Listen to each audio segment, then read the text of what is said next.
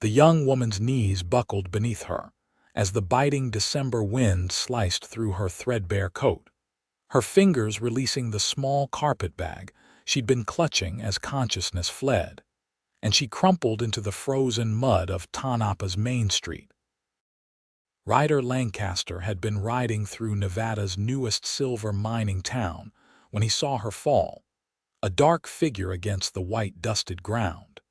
He dismounted from his bay, gelding in one fluid motion, his boots hitting the frozen earth as he ran toward the collapsed woman. Around them, a few townsfolk had stopped to stare, but the bitter cold of 1901 kept most people hurrying about their business rather than offering help to a stranger.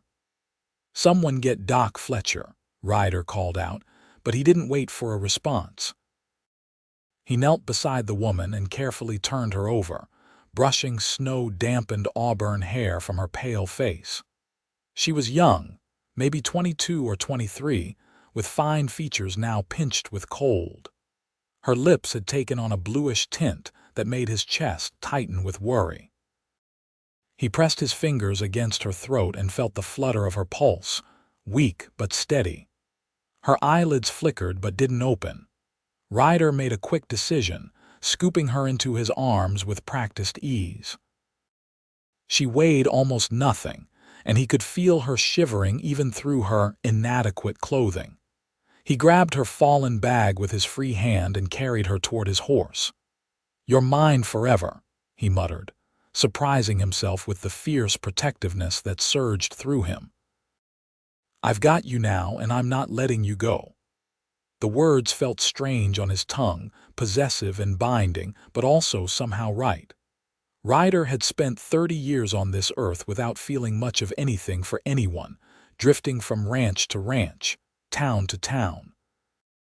Something about this fragile woman in his arms struck something deep in his chest, like a match finally finding tinder. He secured her bag to his saddle, then mounted with her cradled against his chest. His ranch house sat 3 miles outside town, and while Doc Fletcher would have been preferable, Ryder's instincts told him getting her warm and dry was more important than waiting for the doctor to finish whatever he was doing. He'd send someone back for Fletcher once he had her settled. The ride passed in a blur of concern and calculation. Her shivering had intensified, which he took as a good sign. At least her body was still fighting. He held her close against his sheepskin coat, sharing what warmth he could as his horse picked its way along the frozen road. The Lancaster ranch wasn't much to look at. Just a modest 2-story house, a barn, and a couple of outbuildings on land he'd bought with years of saved wages and a lucky poker game. He'd been building it up slowly, adding cattle and horses, dreaming of something permanent for the first time in his wandering life. Now, as he carried this stranger through his front door, that dream suddenly seemed incomplete without her in it. His housekeeper, Mrs. Chen, looked up from the kitchen in surprise. The older Chinese woman had been with him for 6 months, keeping house and cooking in exchange for room, board, and wages he paid without question. She'd fled California after her husband died, seeking a fresh start just as Ryder had. "Oh my, Mrs. Chen said, immediately abandoning her bread dough. "What happened? Found her collapsed in town. I need hot water, blankets, and someone to ride back for Doc Fletcher." Ryder was already heading for the stairs, carrying his burden carefully. "I will prepare everything." "Take her to the guest room," Mrs. Chen called after him, already bustling into action. Ryder shouldered open the door to his best guest room, the one with the stone fireplace he'd painstakingly built last summer. He laid the woman on the bed as gently as he could, her head sinking into the feather pillow. Her eyes moved beneath closed lids, and a small sound escaped her lips. Within minutes, Mrs. Chen appeared with an armful of blankets and quilts. Behind her came Tom, the young ranch hand Ryder had hired last month. The kid was barely 18 but worked harder than men twice his age. Tom, ride back to town and fetch Doc Fletcher. Tell him it's urgent. Ryder was already pulling off the woman's frozen boots, his jaw clenching at how thin the soles were. Mrs. Chen, can you get her out of these wet clothes? The older woman nodded. You go. I will take care of her. Start the fire first. Ryder built up the fire quickly, his hands working automatically while his mind raced. Who was she? What was she doing in Tanapa? Her clothes were Eastern, he'd noticed, neat but worn, the kind a respectable woman of modest means might wear. The carpetbag hadn't felt heavy enough to contain much. As he stepped into the hallway to give Mrs. Chen privacy, he picked up the bag he'd dropped by the door. He shouldn't look through it, shouldn't invade her privacy, but he needed to know something about her. Inside, he found 2 simple dresses, some undergarments, a hairbrush, and a small leather folder. Opening it, he found several letters. The top one was addressed to a Sophia Jenkins, care of the Tanapa post office. His heart sank as he recognized the letterhead. Western Hearts Marriage Bureau. Boston, Massachusetts. She was a mail-order bride. The letter was from someone named Gerald Hutchins, describing his successful dry goods store and comfortable home, promising a good life for the right woman. The words were formal, almost cold. Ryder's jaw tightened as he read through the careful descriptions of what Hutchins expected in a wife. Obedience, good cooking skills, a pleasant demeanor, the ability to help in the store. There were other letters, warmer ones from what must have been friends back east, wishing Sophia well on her brave journey. One from a Mrs. Martha Brennan spoke of how proud she was of Sophia's courage in seeking a new life after her parents had died, leaving her with nothing but debts. So Sophia Jenkins had traveled thousands of miles to marry a stranger, only to collapse in the street. Had Hutchins even known she was arriving today? The thought made Ryder's blood boil. What kind of man let his intended bride arrive without being there to meet her? Mrs. Chen emerged from the room, her face tight with concern. She is very cold. I have her in a warm nightgown and under many blankets. I will make hot broth. Thank you. Ryder moved to the doorway, looking in at Sophia. In the clean nightgown with her hair spread across the pillow, she looked even younger and more vulnerable. Did she wake? No, but her color is a little better. The doctor will help. Ryder pulled up a chair beside the bed and settled in to wait. He told himself any decent person would do the same, but he couldn't quite explain the intensity of his need to be near her, to make sure she was breathing, to watch the slight rise and fall of her chest under the quilts. An hour passed before Doc Fletcher arrived, his medical bag in hand and snow clinging to his gray beard. The doctor examined Sophia thoroughly while Ryder hovered nearby, unable to make himself leave the room despite Fletcher's pointed looks. She's suffering from exposure and exhaustion, Fletcher finally pronounced. Probably hasn't eaten properly in days. She might have been sick already before the cold got to her. He straightened, fixing Ryder with a stern look. She'll need careful nursing for the next few days. Warmth, food, rest. She's lucky you found her when you did. I'll make sure she gets everything she needs, Ryder said. Fletcher's expression softened slightly. I'm sure you will, though I have to ask, Ryder, who is she? Her name is Sophia Jenkins. She came to marry Gerald Hutchins. The doctor's eyebrows shot up. Hutchins? Well, I suppose someone should inform him his bride has taken ill. I'll handle it, Ryder said in a tone that brooked no argument, after I'm sure she's stable. Fletcher studied him for a long moment, then nodded slowly. I'll check back tomorrow. Send for me if her condition changes. He packed up his bag, then paused at the door. Ryder, be careful. A woman like this, in a situation like this, it could get complicated. I know what I'm doing, Ryder said, though he wasn't entirely sure that was true. After the doctor left, Ryder returned to his vigil. Mrs. Chen brought up broth and tea, and together they managed to get some liquid into Sophia, though she remained mostly unconscious through the process. As night fell, Ryder finally allowed himself to be convinced to get some rest, though he insisted his bedroom door remain open so he could hear if anything changed. He lay in bed, staring at the ceiling, thinking about auburn hair and a pale face, thinking about how right she'd felt in his arms, thinking about Gerald Hutchins and his dry goods store, and how wrong it seemed that this brave, fragile woman should wake up to discover her future lay with a man like that. Hutchins was respectable enough, Ryder supposed. He ran a decent business, attended church, didn't drink to excess or gamble. But there was something cold about him, something calculating. He was 45 if he was a day, and had been married twice before. The first wife had died in childbirth, the second of influenza, and both had looked worn down long before illness claimed them. Ryder's hands clenched into fists. No. He couldn't let that happen. He'd spoken truth when he'd carried Sophia through the snow. She was his now. He just had to figure out how to make her see it.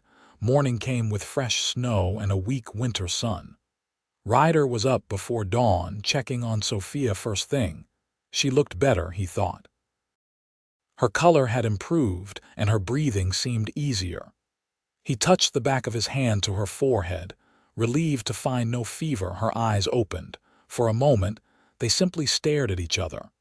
Her eyes were green, he realized, a deep forest green that made his breath catch. Confusion clouded them as she tried to focus. Where? Her voice came out as a hoarse whisper. You're safe, Ryder said quickly, pulling his hand back. You collapsed in Tanapa yesterday. I brought you to my ranch to recover. Her brow furrowed as she processed this. The train. I came on the train. I was supposed to. She struggled to sit up, panic flashing across her face. Mr. Hutchins. I was supposed to meet Mr. Hutchins. Easy, Ryder said, gently pressing her back against the pillows. You're in no condition to go anywhere. You nearly died from the cold. Tears welled in her eyes. But I'm supposed to marry him. He's expecting me. He paid for my travel. I can't just... She trailed off, a tear sliding down her cheek. I have nowhere else to go. The quiet desperation in those last words hit Ryder like a punch to the gut. He reached out and carefully wiped the tear away with his thumb, the gesture more intimate than he'd intended. You have somewhere, he said firmly. Right here, at least until you're well. Sophia searched his face, seeming to see him properly for the first time. Ryder wondered what she saw. He knew he wasn't a handsome man in the classical sense. His features were too rough, weathered by sun and wind and hard living. But he was honest and solid, and he hoped she could see that. I don't even know your name, she whispered. Ryder Lancaster. This is my ranch. Mr. Lancaster, I'm grateful for your help, but I can't impose on your hospitality. If you could just help me get to town to Mr. Hutchins in a few days when you're stronger, Ryder interrupted. Right now you need rest. Mrs. Chen has been making broth. Are you hungry? As if on cue, Sophia's stomach growled audibly. A flush crept across her pale cheeks. I suppose I am. Ryder found himself smiling. Good, that's a good sign. He stood. I'll have Mrs. Chen bring something up. You rest. Don't try to get out of bed on your own yet. He made it to the door before her voice stopped him. Mr. Lancaster, he turned back. Yes, thank you, for saving my life. Something in her earnest green eyes made his chest tight. You don't have to thank me for that, Miss Jenkins. I'd do it again in a heartbeat. Over the next 3 days, Ryder found excuses to check on Sophia frequently. He told himself he was just being a good host, making sure his patient was recovering properly, but the truth went deeper than that. Every time he saw her, sitting up a little straighter, with more color in her cheeks and more life in her eyes. He felt something shift inside him. Sophia proved to be intelligent and surprisingly funny once she'd regained some strength. She'd been a teacher in Boston before her parents died, she told him, and she missed working with children. She spoke of books and ideas with an enthusiasm that captivated him, drawing out thoughts and opinions he'd never known he had. Mrs. Chen hovered over Sophia like a mother hen, bringing meals and helping her bathe and change. The two women seemed to bond quickly, and Ryder often heard soft laughter coming from the guest room. It made his house feel different, warmer somehow, more like a real home. On the third day, Sophia insisted on coming downstairs for dinner. She was still weak, and Ryder had to help her navigate the stairs, his arm around her waist, her weight against his side. He was acutely aware of how perfectly she fit against him. They sat at his dining table, the three of them, Mrs. Chen having insisted on joining them rather than eating separately in the kitchen. The older woman had strong opinions about proper family meals, and Ryder had learned not to argue with her. Tonight, he was grateful for her presence as a buffer, because the awareness between him and Sophia felt charged, dangerous. "This is delicious," Sophia said, tasting the chicken and dumplings Mrs. Chen had prepared. "Thank you so much for everything you've done for me, both of you." "It has been my pleasure," Mrs. Chen said warmly. "It is nice to have another woman in the house. Mr. Lancaster and Tom, they are good men, but not much for conversation." Sophia laughed, the sound like music. "I'm sure Mr. Lancaster can hold his own in conversation when he chooses." "Can he?" Mrs. Chen's eyes twinkled. "I have not seen much evidence." Ryder felt his ears grow hot. "I talk when there's something worth saying." "See," Sophia said to Mrs. Chen, her eyes bright with amusement. "Economical with words, that's a virtue in a man." They were teasing him, Ryder realized, ganging up on him in that way women did. He should have been annoyed, but instead, he felt something warm unfurl in his chest. This was what he'd been building toward without knowing it, this sense of home and family and belonging. The moment of levity passed, and Sophia's expression grew serious.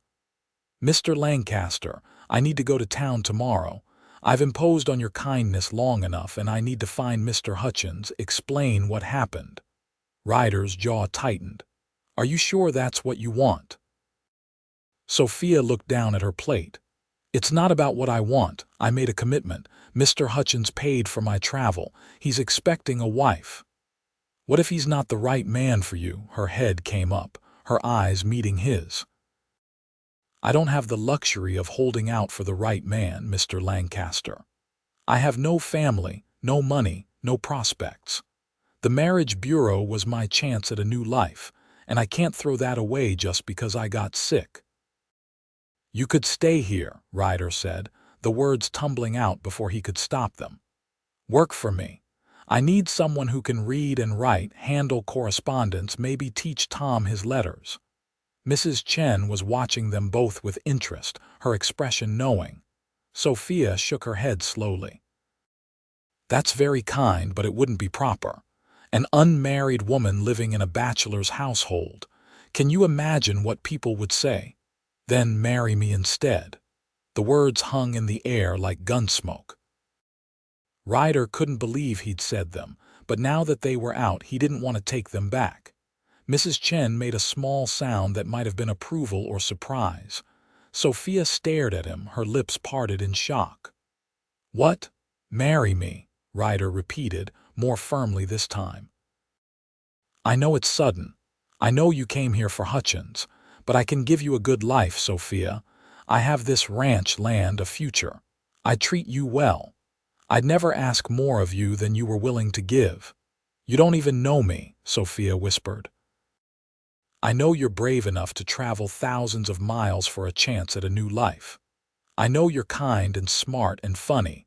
I know when I held you in my arms, something in me recognized something in you." He leaned forward, holding her gaze. "I know I told you that you were mine forever, and I meant it." Sophia's eyes widened. "I heard that. I thought I dreamed it. You heard it, and I stand by it." She stood abruptly, swaying slightly. Ryder rose to steady her, but she held up a hand. "I need to think. This is too much. I can't."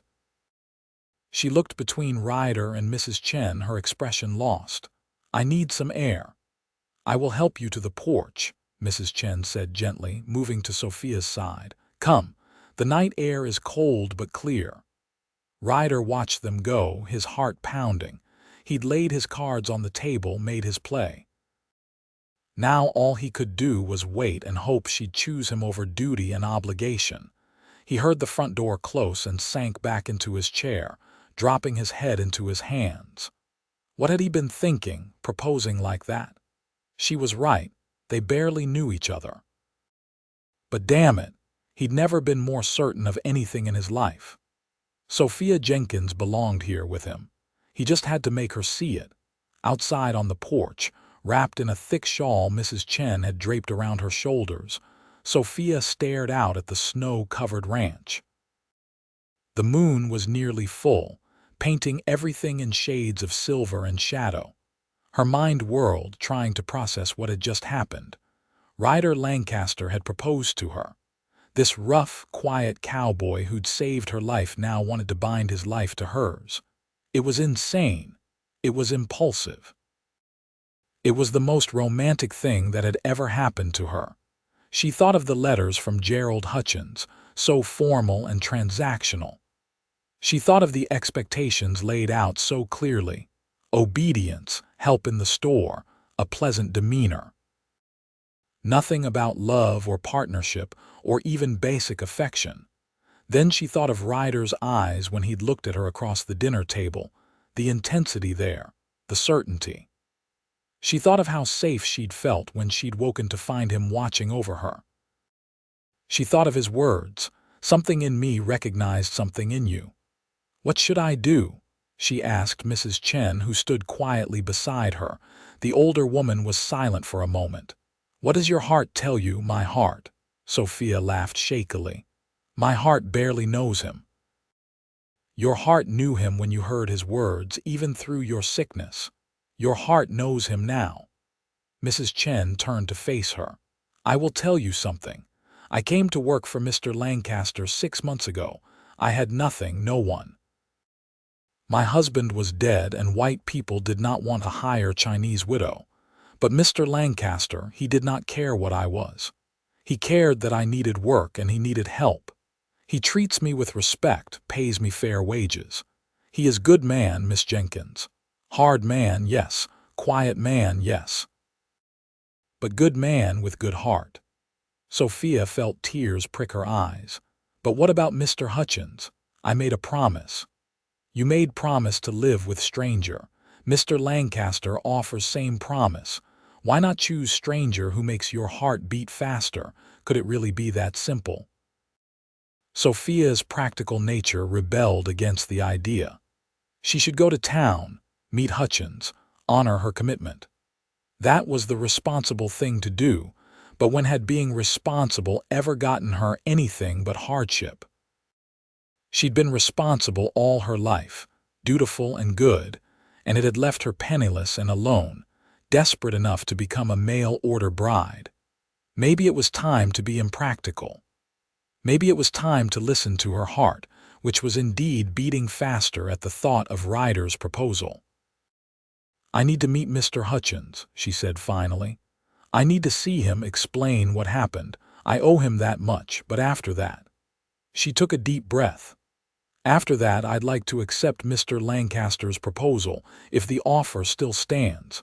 Mrs. Chen smiled, her whole face lighting up. "Oh, it will stand.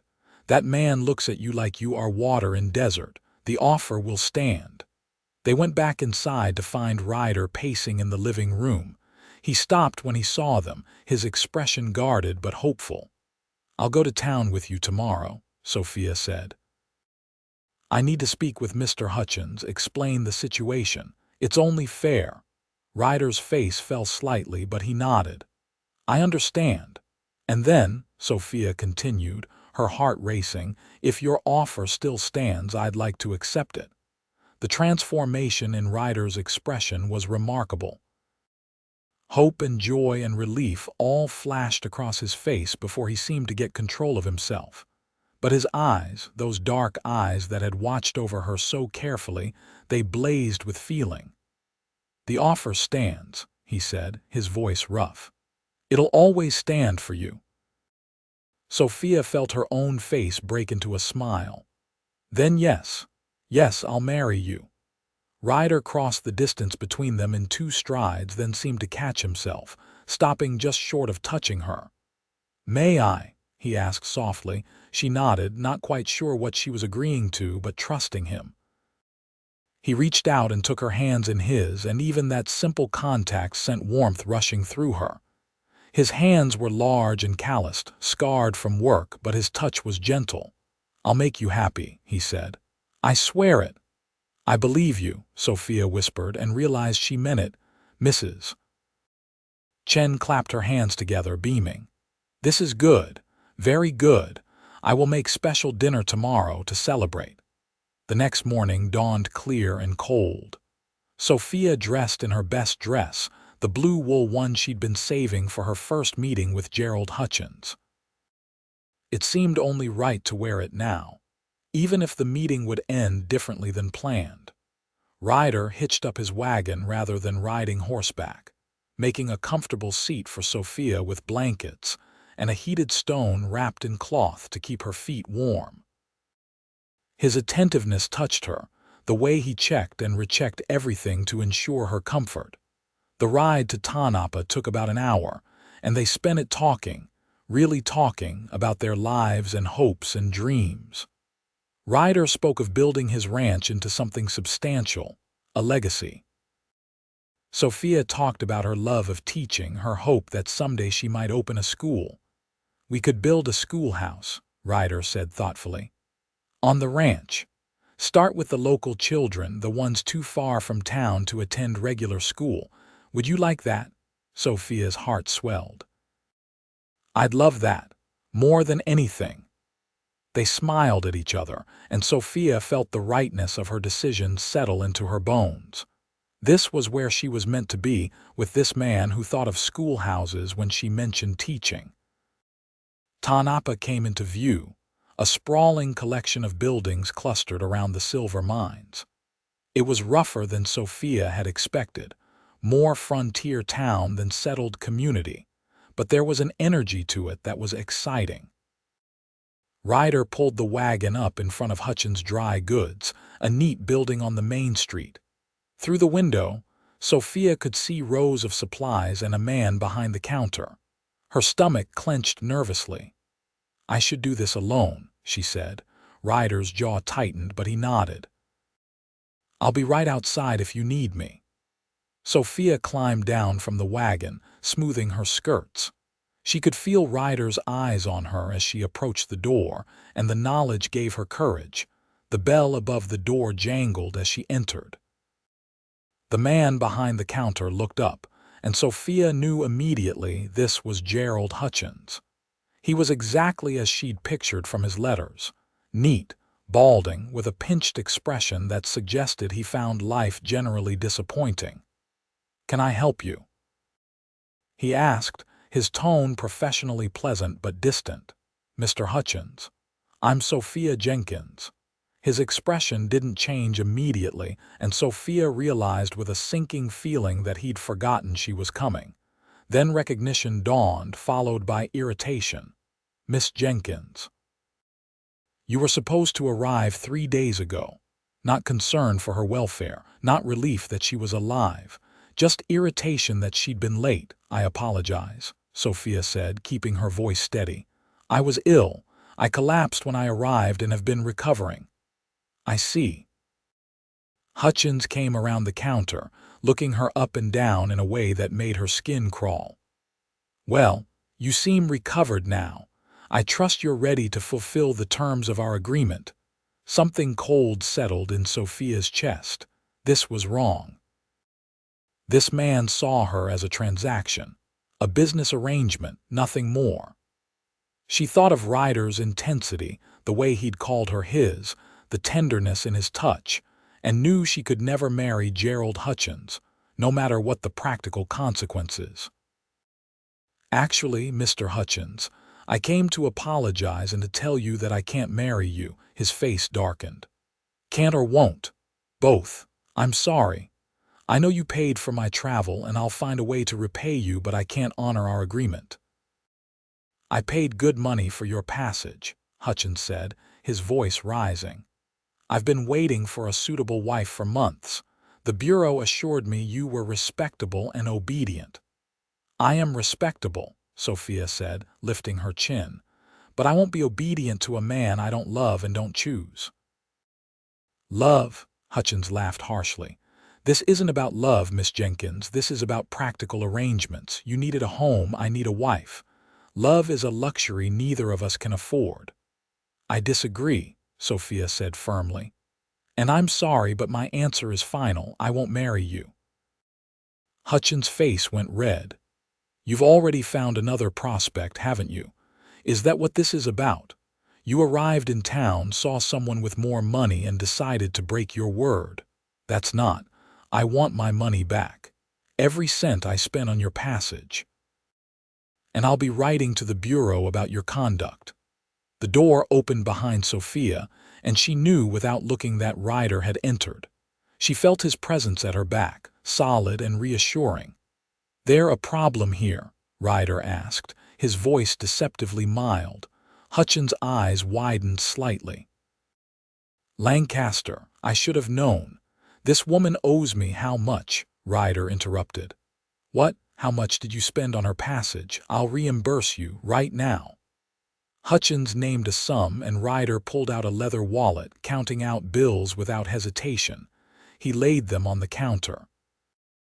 "That cover it?" Hutchins snatched up the money, his expression sour. "I suppose it does, though I'll still be reporting this to the Bureau." "You do that," Ryder said. He put his hand on Sophia's back, gentle but possessive. "Come on, we're done here." Outside, Sophia let out a breath she didn't know she'd been holding. She felt shaky but also relieved, as if she'd narrowly avoided a terrible fate. "Thank you," she said to Ryder. "You didn't have to do that." "Yes, I did." He helped her back into the wagon. "Sophia, I need to know. Are you choosing me because you want me, or because Hutchins was worse?" She looked at him, really looked at him, this rough-hewn man who'd shown her more tenderness in 3 days than Gerald Hutchins had in all his careful letters. "I'm choosing you because when you touch me, I feel safe. Because when you talk about the future, you include my dreams, not just your own. Because you called me yours and I want to be." Ryder's face transformed, and for the first time since she'd met him, he smiled fully, a beautiful expression that made her breath catch. "Then let's go home," he said. "And tomorrow, we'll find a preacher." They were married 2 days later in a simple ceremony at the small church on the edge of Tanapa. Reverend Morrison performed the service, with Mrs. Chen and Tom as witnesses. Sophia wore the best of her 2 dresses, and Ryder had cleaned up remarkably well in a dark suit she suspected he'd owned for years but rarely wore. When Ryder slipped the ring on her finger, a simple gold band he'd purchased that morning from the general store, Sophia felt tears well up. This was real. She was married to this man, bound to him for life, and instead of feeling trapped, she felt free. "You may kiss your bride," Reverend Morrison said, smiling benevolently. Ryder cupped Sophia's face in his hands, his touch gentle, and kissed her softly. It was chaste, appropriate for a church wedding, but Sophia felt the promise in it, the restrained passion that made her heart race. They had a celebratory dinner at the ranch that evening, with Mrs. Chen serving a feast that must have taken her days to prepare. She'd roasted a goose and made fresh bread and 3 kinds of pie. Tom had scrubbed up and put on his best shirt, looking young and earnest as he raised his glass. "To Mr. and Mrs. Lancaster," he said, "may you have many happy years together." "Hear, hear, Mrs." Chen added, her eyes suspiciously bright. Sophia looked around the table at these people who were now her family and felt overwhelming gratitude. A week ago, she'd been alone in the world, desperate and frightened. Now she had a home, a husband, people who cared for her. When the meal was over and Mrs. Chen had shooed them out of the kitchen, insisting she'd clean up herself, Ryder led Sophia upstairs. Not to the guest room where she'd been staying, but to his room, the master bedroom at the end of the hall. He'd made an effort, she saw. Fresh linens on the bed, flowers in a vase on the dresser, though where he'd found flowers in December, she couldn't imagine. The fire was already burning in the fireplace, warming the room. "Sophia," Ryder said, and there was uncertainty in his voice. "I want you to know I meant what I said before. I'll never ask more of you than you're willing to give. If you need time," she put her fingers over his lips, silencing him. "I don't need time, I need you." His eyes darkened, and he pulled her close, kissing her with none of the restraint he'd shown in the church. This kiss was hungry, claiming, full of the passion he'd been holding back. Sophia kissed him back with equal fervor, her hands fisting in his shirt. They came together with an urgency born of days of building tension. Ryder was gentle despite his passion, taking his time, showing her with his body what he hadn't yet found the words to say. Sophia had been terrified of this aspect of marriage, of giving herself to a stranger, but there was no fear with Ryder, only want and need and a bone-deep rightness. Afterward, they lay tangled together, the firelight casting shadows on the walls. Ryder traced patterns on Sophia's bare shoulder, and she felt completely at peace. "I love you," Ryder said suddenly, the words rough but sincere. "I know it's fast, I know it's crazy, but I do. I loved you from the moment I saw you fall, when I knew I'd do anything to keep you safe." Sophia felt tears slide down her temples. "I love you too. I think I have since I woke up and saw you watching over me." He kissed her again, tender this time, sealing the words between them. Winter deepened, and Sophia settled into her new life with surprising ease. The ranch, which had seemed so foreign at first, became home. She helped Mrs. Chen with cooking and cleaning, though the older woman insisted Sophia was now the lady of the house and shouldn't do too much work. Sophia started teaching Tom his letters in the evenings, and the young man proved to be an eager student. Ryder was everything a husband should be: attentive, affectionate, hardworking. He consulted Sophia on ranch decisions, valued her opinions, treated her as a true partner. At night, he held her close, and Sophia marveled at how quickly she'd come to crave his touch, his presence. In early February, they traveled to Carson City, the state capital, where Ryder had business. Sophia had never seen anything like it, the bustling streets and grand buildings. They stayed in a hotel, and Ryder took her to dinner at a fine restaurant, treating her like a queen.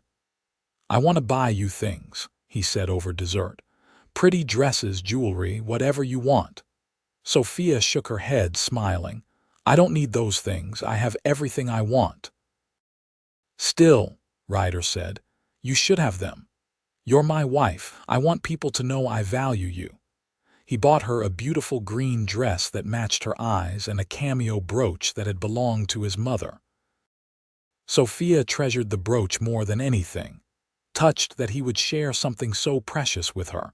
On the trip home, wrapped in blankets in the wagon, Sophia rested her head on Ryder's shoulder and thought about how much her life had changed. 2 months ago, she'd been desperate and alone. Now she had everything she'd ever dreamed of and more. "Ryder," she said softly, "do you ever think about children?" She felt him tense slightly, then relax. "I do. Do you want children?" "Very much. I always thought I'd have a large family when I was teaching. Seeing all those children every day made me long for my own." Ryder kissed the top of her head. "Then we'll have a large family, As many children as you want." Spring arrived with a burst of wildflowers and new life. The cattle had their calves, and Tom proved to be skilled with the animals, gentle and patient.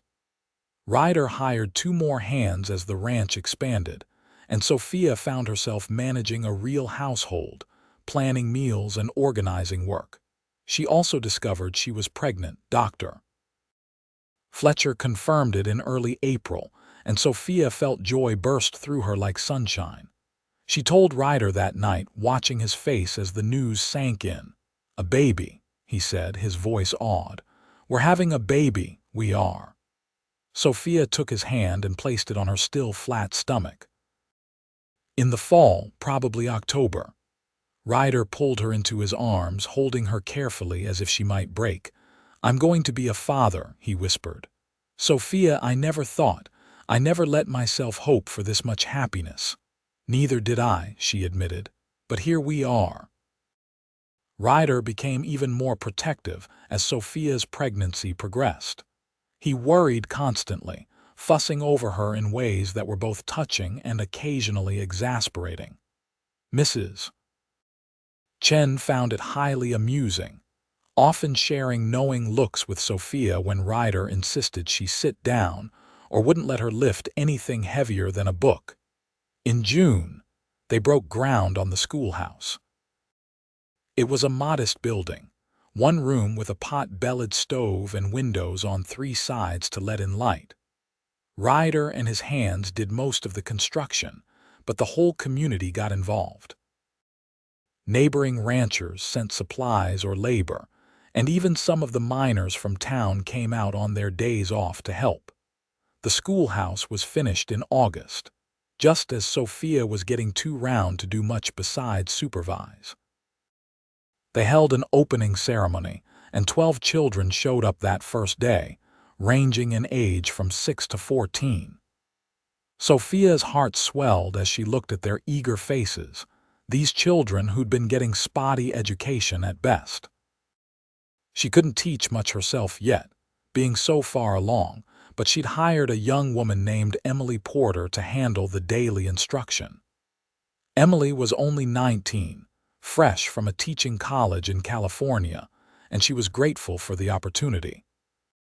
Sophia supervised and planned curriculum, finding satisfaction in building something that would outlast her. October arrived with cooler weather and changing leaves. Sophia's time drew near, and Dr. Fletcher made arrangements to stay at the ranch when the moment came. Mrs. Chen prepared everything, boiling linens and setting up the bedroom. Labor started on a crisp morning, with Sophia waking to cramping pains. Ryder went white when she told him, but he stayed calm, sending Tom for the doctor and helping Sophia through the early contractions. As the labor intensified, Ryder stayed by her side despite Mrs. Chen's insistence that the birthing room was no place for a man. He held Sophia's hand, wiped her face with cool cloths, murmured encouragement. "You're doing so well," he said, his voice steady even though his hand shook in hers. "You're the strongest person I know." "This hurts," Sophia gasped between contractions. "I know, sweetheart, I know, but it'll be worth it. Just think, soon we'll have our baby." Hours passed in a blur of pain and effort. Dr. Fletcher arrived and examined her, pronouncing everything normal. Mrs. Chen brought cool water and warm broth. Tom paced downstairs, and Sophia could hear his worried footsteps. Finally, as evening fell, Dr. Fletcher said, "All right, Mrs. Lancaster, it's time to push." Sophia bore down with all her strength, Ryder's hand gripping hers, his other arm around her shoulders supporting her. She felt like she was being torn apart, but she pushed through it, focused on bringing her baby into the world. "That's it," Dr. Fletcher encouraged. "One more big push." Sophia gathered her last reserves of strength and pushed, and suddenly there was release and relief, and a thin wail filled the room. "It's a boy," Dr. Fletcher announced, holding up a red, squalling infant. "A healthy baby boy." Ryder made a choked sound, and when Sophia looked at him, she saw tears streaming down his face. "A son," he whispered.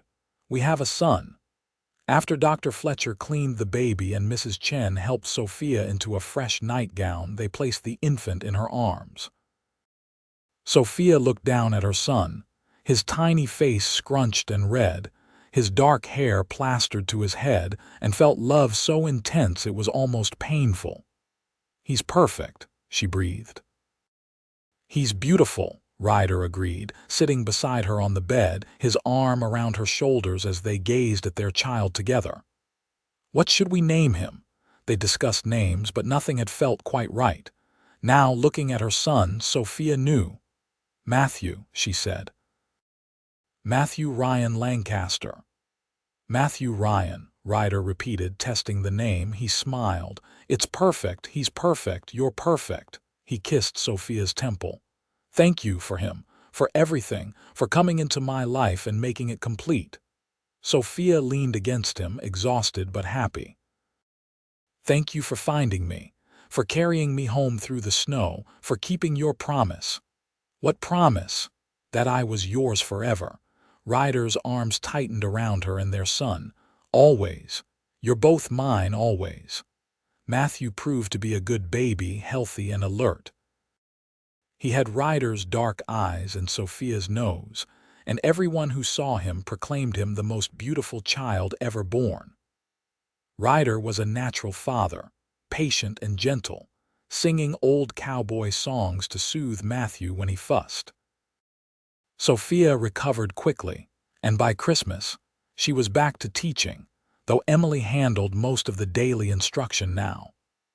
The school was thriving, with 3 more students joining after word spread about the quality of education. Christmas that year was magical. They decorated the house with pine boughs and holly, and Mrs. Chen made a feast. Tom had been courting Emily Porter, and they joined the celebration, along with some of the neighboring ranchers and their families. The house was full of laughter and warmth and love. Sophia held Matthew, now 2 months old and thriving, and looked around at the celebration. She caught Ryder's eye across the room, and he smiled at her, that full, beautiful smile he only ever gave her. Her heart swelled with gratitude for the journey that had brought her here. The years passed in a blur of happiness. Sophia had 3 more children, a daughter named Sarah in 1903, another son named James in 1905, and finally another daughter, Rebecca, in 1907.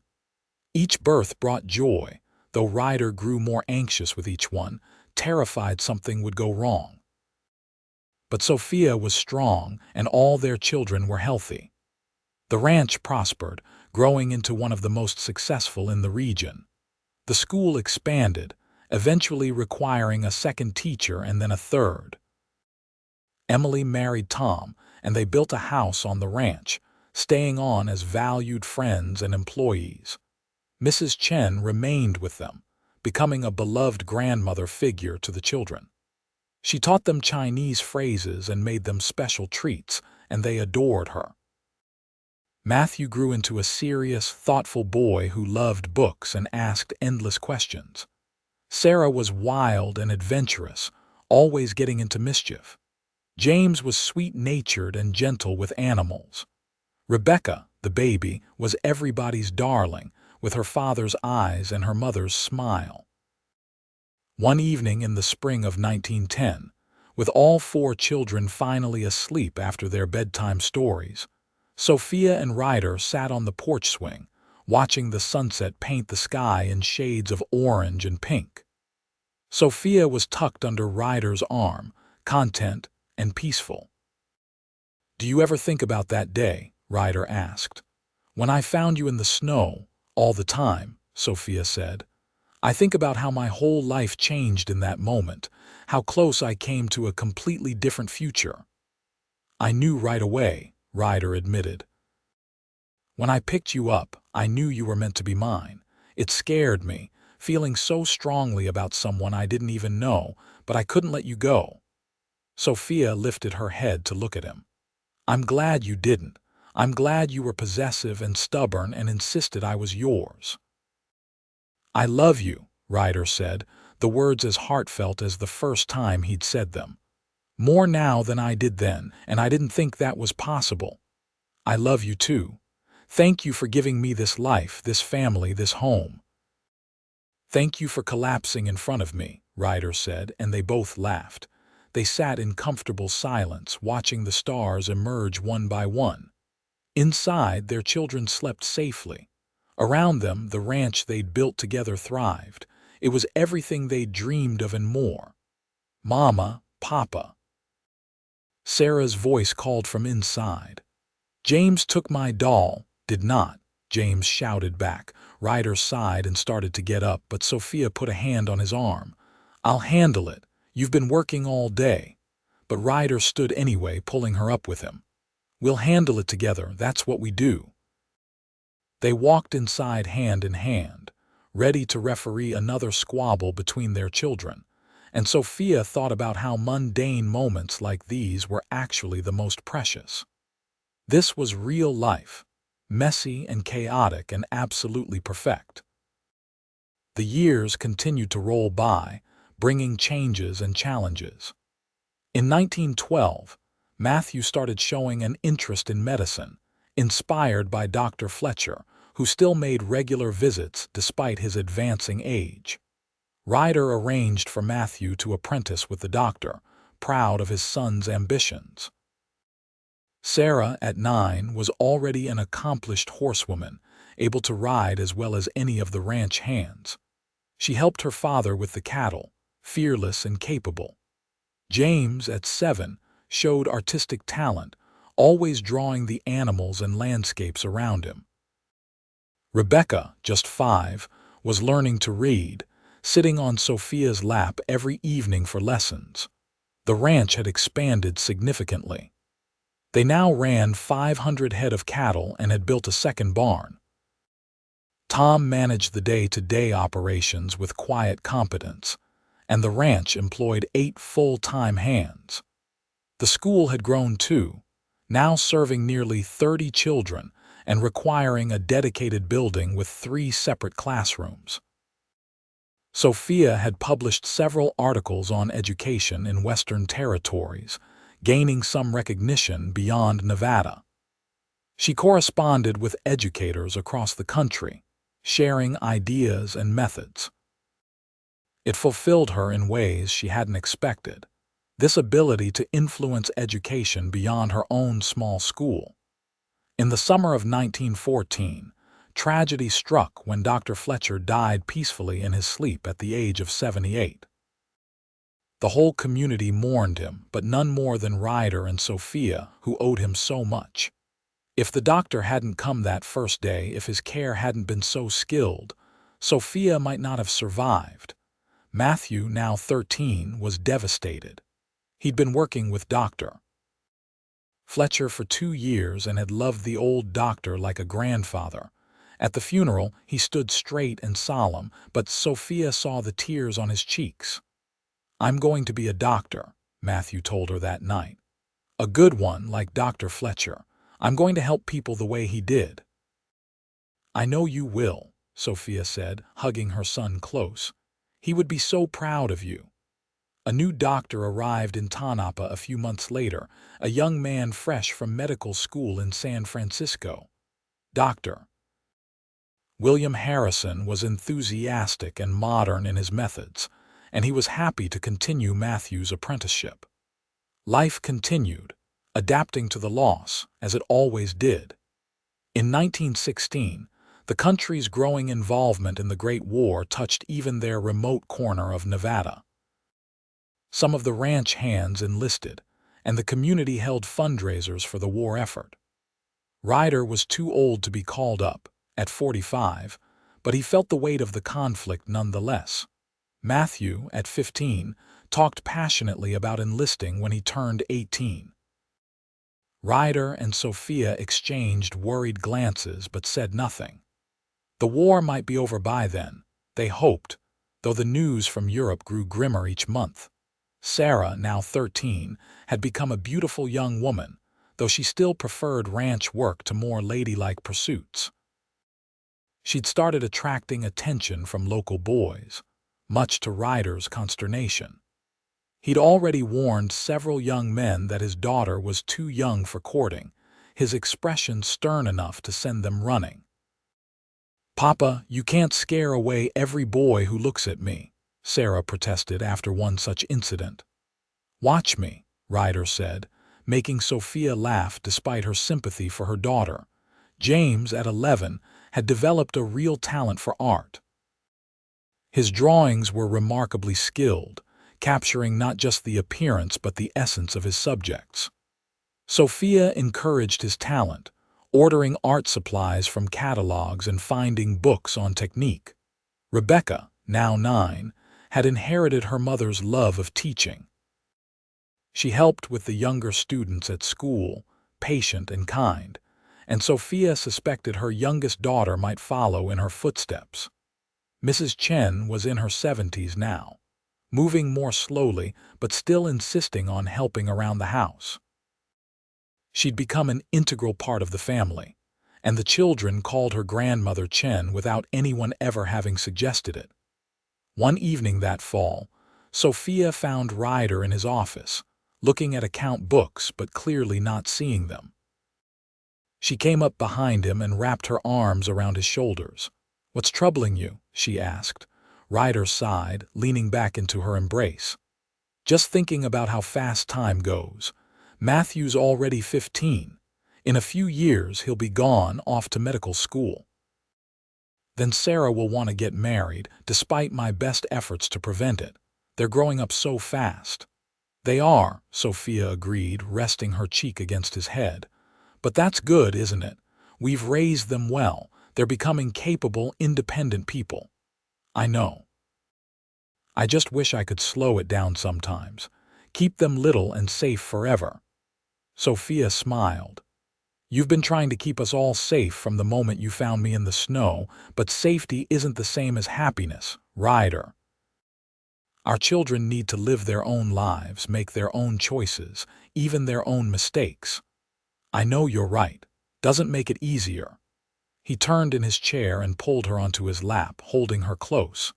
"At least I'll always have you. That's one thing I never have to worry about losing." "Never," Sophia confirmed. "I'm yours forever, remember? You claimed me, and I'm not going anywhere."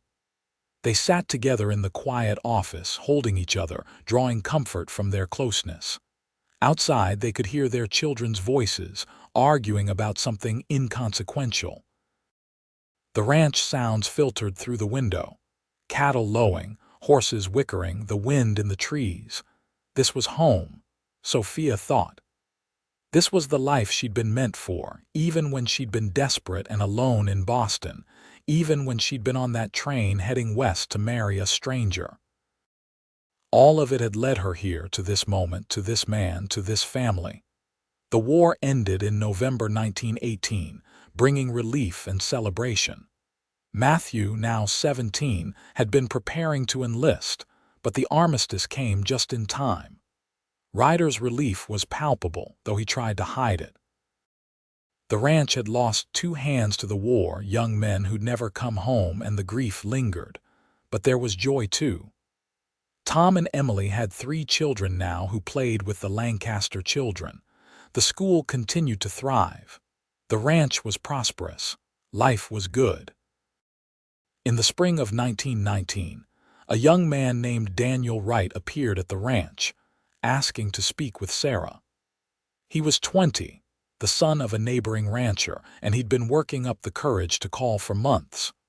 Ryder looked him over with a critical eye that made the young man visibly nervous. "Sarah's 17, Ryder said flatly.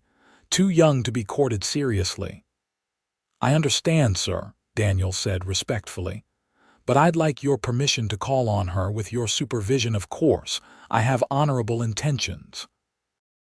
Ryder interrogated the young man for 20 minutes before reluctantly giving permission.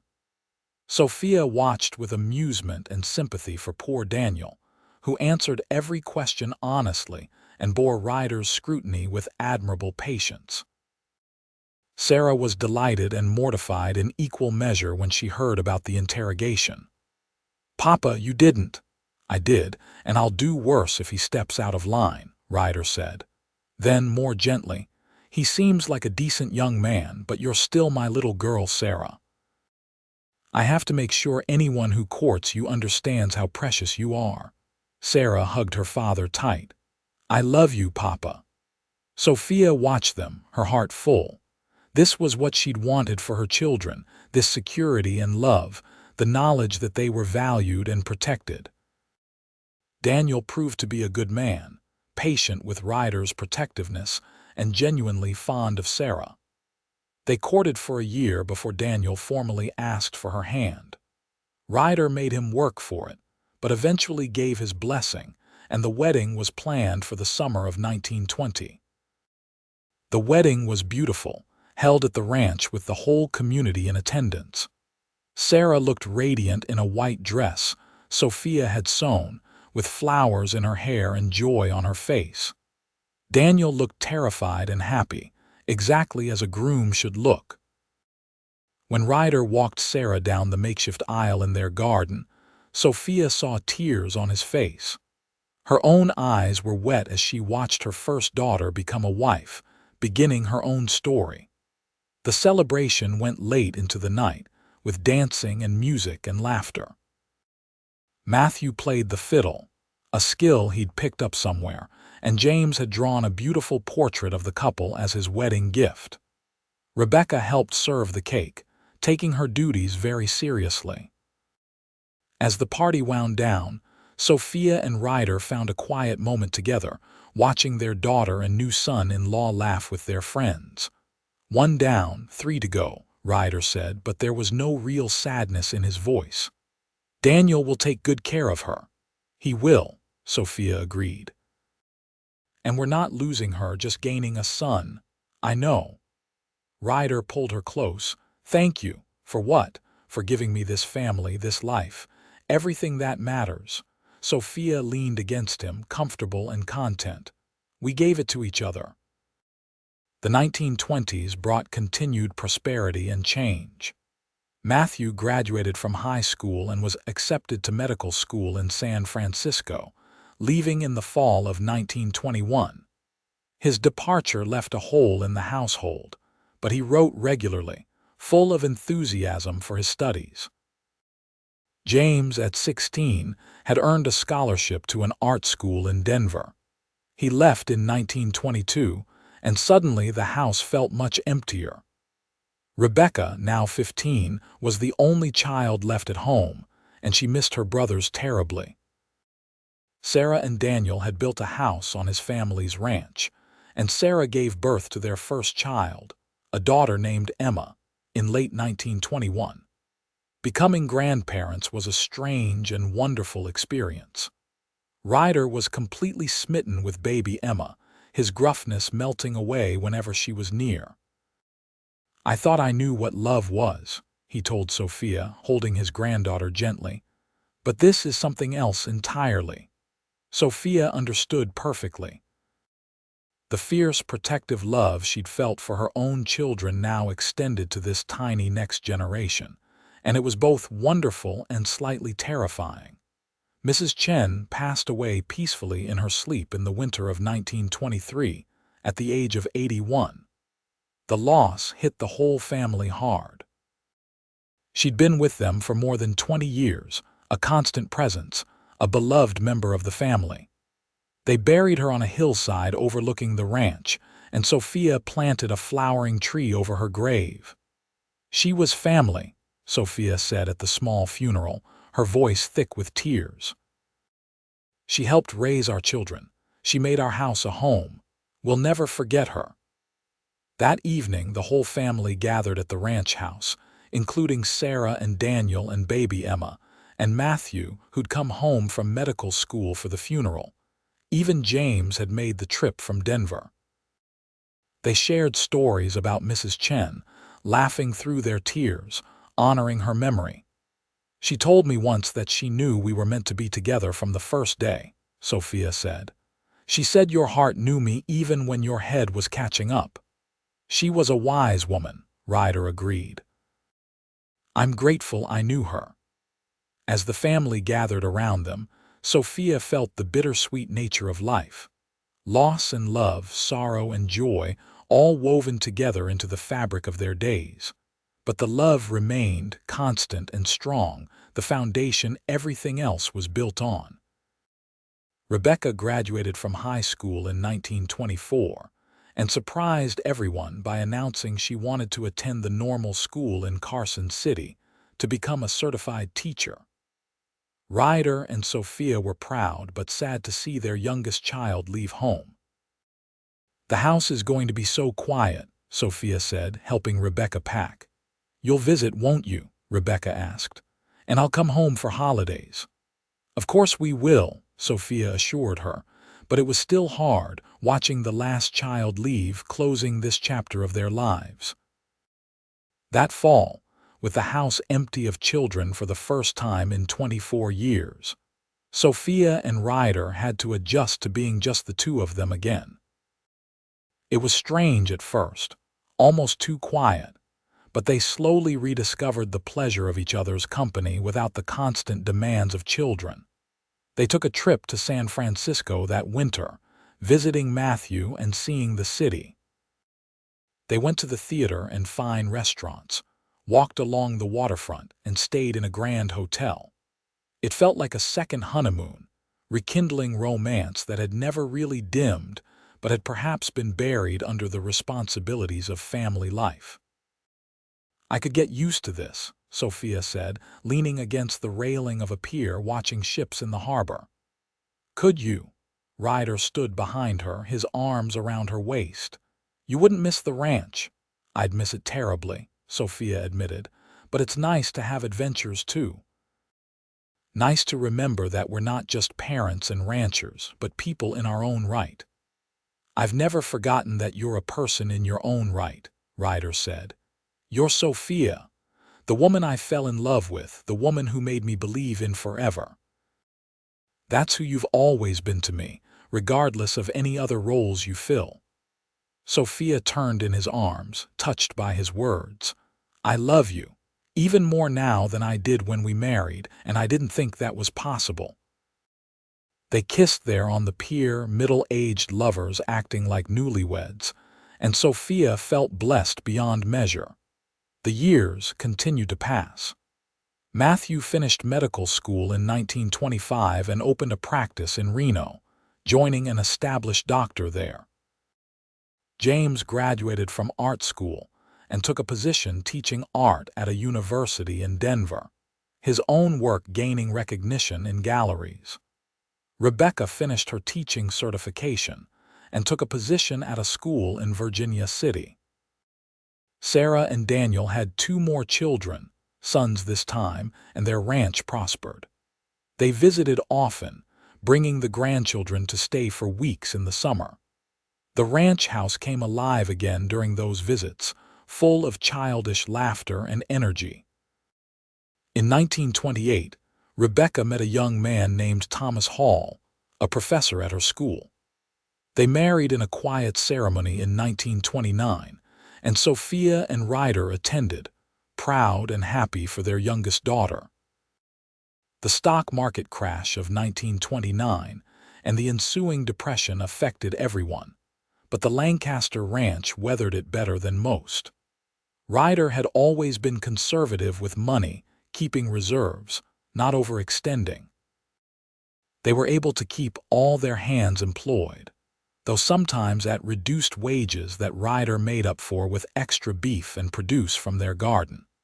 They also opened their doors to families who'd lost everything, providing temporary shelter and work. The bunkhouse stayed full through the worst years, and Sophia ran something like a soup kitchen, making sure no one went hungry. We have enough, she told Ryder when he worried about their reserves. We can't have plenty while others starve. I know, Ryder said. I'm proud of you, of the way you care for people. You do the same, Sophia pointed out. You gave jobs to men who had nothing. You're paying them as much as you can afford. We're partners in this, as in everything. The Depression years were hard, but they also brought the community closer together. People helped each other, shared what they had, supported each other through difficulties. The school stayed open, though sometimes Sophia taught without pay. She felt it was more important than ever that children receive education, hope for a better future. By 1935, the worst had passed. The ranch had survived, the family was intact, and there was reason for cautious optimism. Matthew's medical practice thrived, as people always needed doctors. James's art career continued to grow. Sarah and Daniel's ranch had weathered the storm. Rebecca and Thomas were doing well in Virginia City, and there were grandchildren, 6 of them now, bringing joy and chaos in equal measure. Sophia loved being a grandmother, spoiling the children in ways she'd never been able to spoil her own. In the summer of 1936, the whole family gathered at the ranch to celebrate Sophia and Ryder's 35th wedding anniversary. All 4 children came home, bringing their families. The house overflowed with people. 3 generations gathered to celebrate. At the party, surrounded by family and friends, Ryder stood to give a toast. At 65, he was still strong and vital, his hair silver now but his eyes as dark and intense as ever. 35 years ago, he said, his voice carrying across the gathered crowd. I was a drifter with no family and no real home. Then a miracle happened.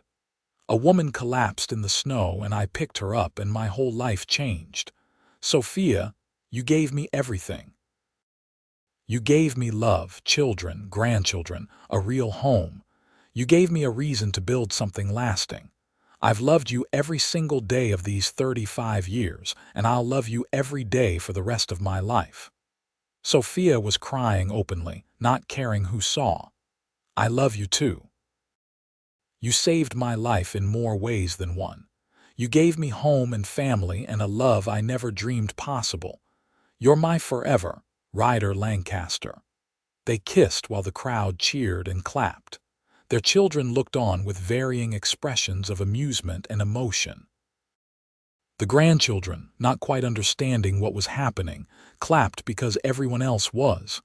That night, after everyone had gone to bed, the house finally quiet, Sophia and Ryder sat on their porch swing as they had so many nights before. You ever regret it? Sophia asked. Marrying me so quickly, taking such a risk on a stranger. Never, Ryder said firmly. Not once. You were never really a stranger, Sophia. You were always meant to be mine. I felt it too, Sophia admitted. Even when I was sick, barely conscious, I knew your voice, your touch. I knew I was safe. I knew I was home. They sat in comfortable silence, rocking gently, hands clasped. The stars wheeled overhead, the same stars that had witnessed their first meeting, their wedding, all the days and nights of their shared life. We've been blessed, Ryder said softly. More than we deserve. We've been lucky, Sophia agreed. But we also worked hard, chose each other every day, built this life together. We earned our happiness. That we did. They stayed there until the moon rose high, content in each other's presence, grateful for every moment of their shared journey. The late 1930s and early 1940s brought new challenges as war loomed again. By 1941, with America's entry into World War II, the family faced difficult decisions. Matthew, at 40, was too old for combat but volunteered his medical services, working at a military hospital in California. James, at 36, enlisted despite his age, his artistic skills somehow leading to work in military intelligence. Ryder and Sophia worried constantly but tried to stay positive for the family's sake. They threw themselves into the war effort, collecting scrap metal, managing rationing, helping however they could. Sarah and Daniel's oldest son, Emma's brother William, enlisted at 18 in 1943. Watching him leave was agonizing, stirring memories of their earlier fears when Matthew had nearly gone to war. But they supported his choice, sending care packages and letters, praying for his safe return. The war finally ended in 1945, bringing relief and celebration. All their family members who'd served returned home safely, and the nation breathed a collective sigh of relief. In 1946, Ryder turned 75. He'd slowed down some, finally admitting that maybe he couldn't do everything he'd once done. He turned over more of the daily ranch management to Tom's son, a capable man in his 30s, though Ryder still insisted on being involved in major decisions. Sophia, at 68, had officially retired from teaching, though she still volunteered at the school occasionally. Her hair was white now, her face lined, but her green eyes were as bright and sharp as ever. They were sitting on the porch one evening in the spring of 1947, watching the sunset when Ryder said, "Do you know what I was thinking about today? Tell me." "The day I found you. December 1901. 46 years ago." He shook his head wonderingly. "Nearly half a century. It feels like yesterday and like forever ago, all at the same time," Sophia said. "I can still remember how cold I was, how frightened. And then I heard your voice, felt your arms around me, and I knew everything would be all right. I knew you were mine," Ryder said. "I've never been so certain of anything in my life." "And you were right," Sophia said, squeezing his hand. "I am yours, I always will be." "Forever," Ryder agreed. "You're mine forever." They sat together as the stars emerged, two old people who'd loved each other through decades of joy and sorrow, triumph and trial. They'd built a life, a family, a legacy. They'd loved fiercely and well, and that love had rippled out, touching children and grandchildren, shaping lives beyond their own. "You think we'll have many more years?" Sophia asked softly. "I don't know," Ryder admitted. "But however many we have, we'll have them together. And when it's time, we'll face that together too." "Together," Sophia agreed. "Always together." The years passed gently. Ryder's health declined slowly but steadily. By 1950, at 79, he moved more carefully, tired more easily. But his mind stayed sharp, and his love for Sophia never wavered. On a cold December day in 1950, exactly 49 years after he'd found Sophia collapsed in the snow, Ryder had a heart attack. Dr. Harrison, who'd taken over Matthew's old position in Tonopah, was summoned, but there was little he could do. The damage was too extensive. The family gathered, all 4 children coming home, bringing their families. Ryder lay in the bed he'd shared with Sophia for 49 years, weak but conscious, surrounded by the people he loved most. "Sophia," he whispered, his hand finding hers. "My Sophia." "I'm here," she said, tears streaming down her face. "I'm right here." "Best decision I ever made," Ryder said, his voice faint. "Picking you up, carrying you home, making you mine." "It was fate," Sophia said. "We were always meant to find each other." "Forever," Ryder said. "You're mine forever." "And you're mine," Sophia replied. "Forever and always." Ryder smiled, his eyes on her face full of love. "It was a good life," he whispered. "The best life." Then his eyes closed and his last breath slipped out, peaceful and quiet. Sophia held his hand, feeling the moment his spirit left, and though her heart broke, she also felt grateful. Grateful for every moment, every day, every year they'd had together.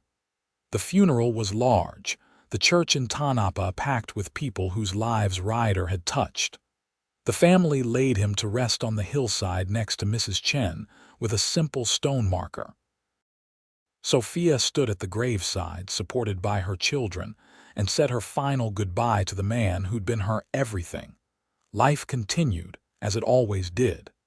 Sophia stayed at the ranch, unable to imagine living anywhere else. Her children worried about her living alone, but she insisted. This was her home, full of memories of Ryder, and she wanted to be here. She wasn't truly alone anyway. Sarah and Daniel visited frequently, bringing grandchildren and now great-grandchildren. Matthew had retired from his practice and moved back to Nevada, settling in Reno but visiting often. James came when he could, and Rebecca made regular trips from Virginia City. Sophia spent her days reading, tending her garden, writing letters to her extensive family. She volunteered at the school, sharing stories of the old days with the children. She felt Ryder's presence everywhere, in every corner of the house and ranch they'd built together. On December mornings, when snow fell, she always thought of that first day when she'd collapsed in the cold and strong arms had lifted her, a deep voice promising that she was his forever. The memory still made her smile. In the spring of 1957, Sophia turned 79, the same age Ryder had been when he died. She felt tired in a way that went beyond physical exhaustion, a deep weariness of spirit. She'd had a good life, a blessed life, but she missed Ryder with an ache that never fully eased. One morning in early June, Sarah found her mother sitting peacefully in the porch swing, her eyes closed, a slight smile on her face. She'd passed away quietly in the night, just slipped away as gently as a sigh. They buried her next to Ryder, and the whole community mourned. The woman who'd arrived as a desperate mail-order bride had become a pillar of the community, a teacher who'd shaped generations, a matriarch whose family now sprawled across the West. At the funeral, Matthew stood to speak about his mother. "She used to tell us about the day she met our father," he said. "How she'd been at her lowest point, sick and cold and alone, and how he'd found her and saved her. But the truth is, they saved each other. They built a life together, a family, a legacy of love that lives on in all of us. We're here because of their love, and that's the greatest gift any parents can give." The Lancaster ranch continued to thrive, passed down through the family. Sarah and Daniel's son took over management, keeping it running according to the principles Ryder and Sophia had established. The schoolhouse stood as a monument to Sophia's vision, still educating children decades later. And on cold December days, when snow fell on the Nevada hills, those who knew the story would think of a young mail-order bride collapsing in the frozen street, and the cowboy who'd scooped her up and carried her home, declaring her his forever. It was a love story for the ages, one that had shaped lives and built legacies. The simple stones on the hillside bore witness to that love. Ryder Lancaster, 1875. 1950, beloved husband, father. Grandfather, he found his forever. Sophia Lancaster, 1878, 1957, beloved wife, mother. Grandmother, she found her home, and beneath both inscriptions, carved in flowing script, "Together always." Their love story had ended, but its echoes would continue forever, living on in children and grandchildren, in the ranch they'd built, in the school that bore Sophia's vision, in the community they'd helped shape. Love like theirs didn't die. It transformed, becoming something larger than two people, becoming a force that touched countless lives. And somewhere beyond the veil of mortality, perhaps two spirits walked together through fields of wildflowers, his arm around her waist, her head on his shoulder, forever bound by the promise spoken in snow and sealed across a lifetime. "You're mine forever."